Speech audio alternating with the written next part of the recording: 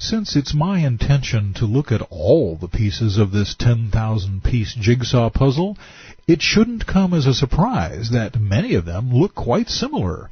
The return of Israel is, to stretch my metaphor, that big patch of sky in our picture that's all pretty much the same color. We've already put scores of the puzzle pieces into place in this area, but we aren't done yet, not by a long shot. All of the Old Testament prophets have something to say about Israel's return, so perhaps it would make sense to organize our discussion by who's delivering the message. Let's continue with Jeremiah. Behold, I will bring back the captivity of Jacob's tents, and have mercy on his dwelling places. The city shall be built upon its own mound, and the palace shall remain according to its own plan. Jerusalem will be restored to its former glory, and then some. Then out of them shall proceed thanksgiving, and the voice of those who make merry. I will multiply them, and they shall not diminish. I will also glorify them, and they shall not be small. Their children also shall be as before, and their congregation shall be established before me, and I will punish all who oppress them. Israel will once again, as in the days of David and Solomon, and rarely since then, be a great people, respected among the nations and blessed by Yahweh. Their nobles shall be from among them, and their governor shall come from their midst. Then I will cause him to draw near, and he shall approach me. For who is this who pledged his heart to approach me, says Yahweh? You shall be my people, and I will be your God. Jeremiah 30:18-22. The civil rulers of the new state of Israel will be Jews, which might seem like an obvious thing to say unless you remember their history for the last 2,000 years, right up until 1948. Mortals assigned to positions of responsibility will have a proven heart for God. Beyond that, we should remember Yahshua's promise to his disciples. Because of their service and devotion, they, as immortals, were to judge the 12 tribes of Israel, and church-age immortals will judge the world. That's in 1 Corinthians 6:2. Everyone, of course, will ultimately answer to Yahshua himself. Okay, what does Micah have to say? In that day, says Yahweh, I will assemble the lame. I will gather the outcast and those whom I have afflicted. I will make the lame a remnant, and the outcast a strong nation. So Yahweh will reign over them in Mount Zion, from now on, even forever. We are reminded here that the Jews are not going to do anything in their own strength. They're the lame and the outcast, with no power to effect change over their ostensibly pitiful destiny outside of their decision to trust in Yahweh. And you, O tower of the flock, the stronghold of the daughter of Zion, to you shall it come, even the former dominion shall come, kingdom of the daughter of Jerusalem. Micah 4:6-8. He's saying that the kingdom will be based in Jerusalem, not Washington, D.C., Moscow, London, or even Tel Aviv. But the sins of Israel will keep them separated from their God until the nation is spiritually reborn. Therefore he shall give them up, until the time that she who is in labor has given birth. Then the remnant of his brethren shall return to the children of Israel. Micah 5:3. He continues, I will surely assemble all of you, O Jacob. I will surely gather the remnant of Israel. I will put them together like sheep of the fold, like a flock in the midst of their pasture. They shall make a loud noise because of so many people. The one who breaks open will come up before them, and they will break out, pass through the gate, and go out by it. Their king will pass before them, with Yahweh at their head. Micah 2:12-13. In other words, Yahshua will personally gather Israel and lead them out of their exile, not one or two at a time, but a vast crowd. The eloquent Isaiah was given information concerning Israel's return as well. A highway shall be there, and a road, and it shall be called the highway of holiness. The unclean shall not pass over it, but it shall be for others. Only those who have been cleansed by accepting the atoning sacrifice of the Messiah may enter into Yahshua's kingdom. This will prove to be more and more significant a distinction as the millennium wears on and people are born who choose not to avail themselves of God's grace. They will be barred from both Jerusalem and the highway that leads to it, whether metaphorical or literal. Whoever walks the road, although a fool, shall not go astray. No lion shall be there, nor shall any ravenous beast go up on it. It shall not be found there. You don't have to be brilliant or brave to come into the kingdom, only willing. But the redeemed shall walk there, and the ransomed of Yahweh shall return and come to Zion with singing, with everlasting joy on their heads. They shall obtain joy and gladness, and sorrow and sighing shall flee away.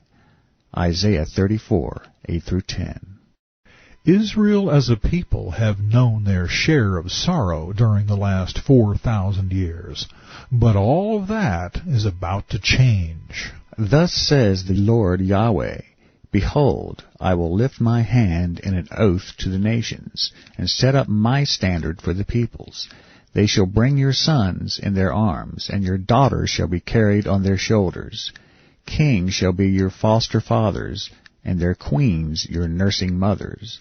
They shall bow down to you with their faces to the earth, and lick up the dust of your feet. Then you will know that I am Yahweh, for they shall not be ashamed who wait for me. Isaiah 49, 22-23. The Gentile nations, especially their leaders, will expedite the return of the Jews to their land, not with conniving malice this time, but with respect and reverence. For the first time since Solomon reigned, it will be obvious to the nations that Yahweh is on Israel's side, and that they are the apple of his eye. So the Gentiles will do everything they can to make the Jews' homecoming a pleasant experience, for they too now worship Yahshua the King. Now let's hear from Zechariah. Thus says Yahweh of hosts, Behold, I will save my people from the land of the east and from the land of the west. I will bring them back, and they shall dwell in the midst of Jerusalem. They shall be my people, and I will be their God, in truth and righteousness. Zechariah 8, 7-8. Does any of that sound familiar? It should. I will strengthen the house of Judah, and I will save the house of Joseph. The implication is that not only those who are aware of their Jewish roots, but also those who have no idea who they really are, descendants of Joseph, a.k.a. Ephraim, a.k.a. the Samaritans, a.k.a. the 10 lost tribes of Israel's northern kingdom, will be included in the great regathering. I will bring them back, because I have mercy on them. They shall be as though I had not cast them aside. For I am Yahweh their God, and I will hear them. Those of Ephraim shall be like a mighty man, and their heart shall rejoice as if with wine. Yes, their children shall see it and be glad. Their heart shall rejoice in Yahweh. Remember that Zechariah wrote during the Second Temple period, circa 520 to 470 B.C. The northern kingdom, whose dominant tribe was Ephraim, had been toast for over 200 years, presumably absorbed irretrievably into the Assyrian melting pot. Zechariah says, it doesn't matter. God knows who are his. I will whistle for them and gather them, for I will redeem them, and they shall increase as they once increased. I will sow them among the peoples, and they shall remember me in far countries. They shall live together with their children, and they shall return. The Babylonian exile had already ended when Zechariah wrote this. He was thus predicting the coming dispersion under the Romans and Israel's subsequent regathering under the Messiah a couple of thousand years later. Note that logically, these redeemed ones of Israel must still be mortals, not raptured saints, for they are still bearing children and populating the earth after the regathering. Yahshua taught that in the resurrection there is no marriage. hence no more procreation. I will also bring them back from the land of Egypt, and gather them from Assyria. I will bring them into the land of Gilead and Lebanon, until no more room is found for them. He shall pass through the sea with affliction, and strike the waves of the sea. All the depths of the river shall dry up. Then the pride of Assyria shall be brought down, and the scepter of Egypt shall depart.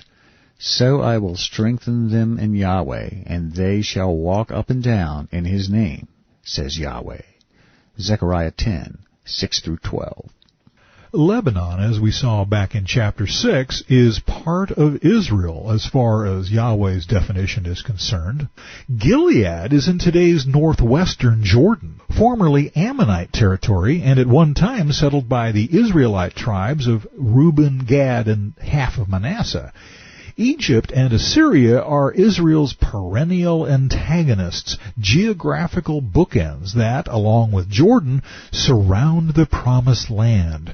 We've reviewed the fate of Jordan, that is, Ammon, Moab, and Edom, and it isn't pretty. Here we're being told that in the millennium, Egypt and Assyria will pose no threat. Indeed, many of the returning sons of Israel will actually come from these two lands. This leads me to conclude that both these nations are home to significant Israelite populations who have lost track of their heritage, swallowed up first by the conquests of ancient Egypt and Assyria, and later by the aggressive imperialism of Muhammad's followers. They have no idea that they might be descendants of Abraham, Isaac, and Jacob, but God knows who they are, and He has promised to redeem a remnant from among them.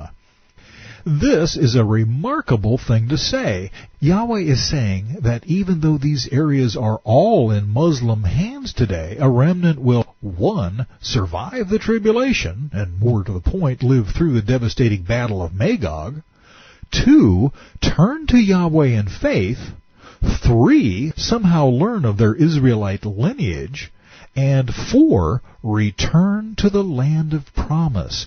It seems likely that this Israelite remnant is the primary constituent of the amazing millennial prophecy we reviewed a few chapters back.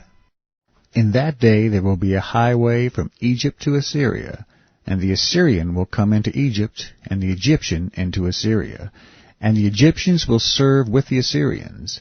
In that day Israel will be one of three with Egypt and Assyria, a blessing in the midst of the land, whom Yahweh Almighty shall bless, saying, Blessed is Egypt my people, and Assyria the work of my hands, and Israel my inheritance. Isaiah 19:23-25. How ironic it is that some nations who follow a religion dedicated to driving the Jews out of the land are themselves populated with children of Israel who will one day live there under God's blessing. Who says Yahweh doesn't have a sense of humor? Hosea seems to be hinting at the same thing. Yet the number of the children of Israel shall be as the sand of the sea, which cannot be measured or numbered. And it shall come to pass in the place where it was said to them, You are not my people, there it shall be said to them, You are sons of the living God. Then the children of Judah and the children of Israel, that is, Jews from both the southern and northern kingdoms, from all 12 tribes, shall be gathered together, and appoint for themselves one head, and they shall come up out of the land, for great will be the day of Jezreel. Hosea 1:10-11. Jezreel is a euphemism for Israel. It literally means God will sow, as we saw in the Zechariah 10 passage above. Hosea seems to be saying that multitudes of people who presumed they were Gentiles will discover their Jewish roots, and with them their Jewish Savior. The irony is delicious.